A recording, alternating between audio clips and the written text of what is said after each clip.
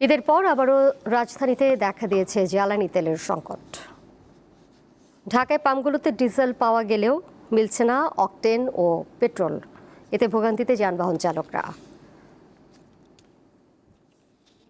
পাম্পগুলোতে diesel পাওয়া গেলেও বেশিরভাগ পাম্পে পাওয়া যাচ্ছে না অকটেন ও পেট্রোল। কদিন ধরে সরবরাহ ঠিক থাকলেও ট্রাস্ট ফিলিং স্টেশনেও অকটেন সরবরাহ করতে পারছেন না কর্তৃপক্ষ। ঈদের আগে জ্বালানি তেলের তীব্র সংকটেও সরবরাহ নিয়মিত ছিল ট্রাস্ট ফিলিং স্টেশনে।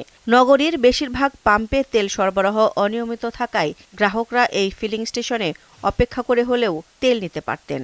কিন্তু সোমবার সকালে দেখা গেল ভিন্ন চিত্র। জাহাঙ্গীর গেট থেকে ফিলিং স্টেশন পর্যন্ত যানবাহনের দীর্ঘ লাইন। তেলের গাড়ি আসার পর অকটেন সরবরাহ করার কথা জানান ফিলিং স্টেশনের কর্মীরা। গ্রাহকরাও আছেন সেই অপেক্ষায়। ফজরের নামাজ পড়ে 5:15টার সময় আসছি এখানে।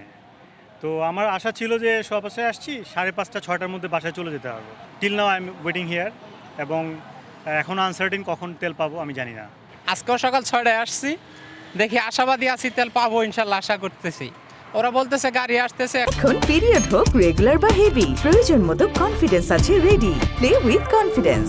মহাখালী, গুলশান, তেজগাঁ সহ বেশিরভাগ ফিলিং স্টেশনে সরবরাহ নেই। কখন কাঙ্ক্ষিত জ্বালানি পাবেন তা জানা নেই। তারপরও অনিশ্চয়তা নিয়ে লাইনে দাঁড়িয়ে আছেন অনেকে।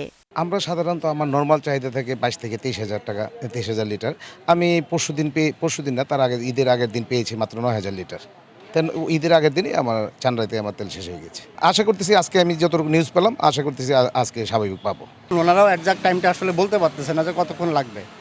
তো ওনারা আমাদেরকে আশ্বস্ত করছে যে তেলটা যখনই আসবে তখনই ওনারা তেলটা দেওয়া শুরু করবে। এদিকে জ্বালানি তেলের সংকট এবং নিরাপত্তা নিশ্চিত না হওয়ায় পাম্পগুলো বন্ধ হওয়ার শঙ্কা জানিয়ে বিবৃতি দিয়েছে petrol pump owners association. Dilshan দানি, দীপ্ত সংবাদ, ঢাকা।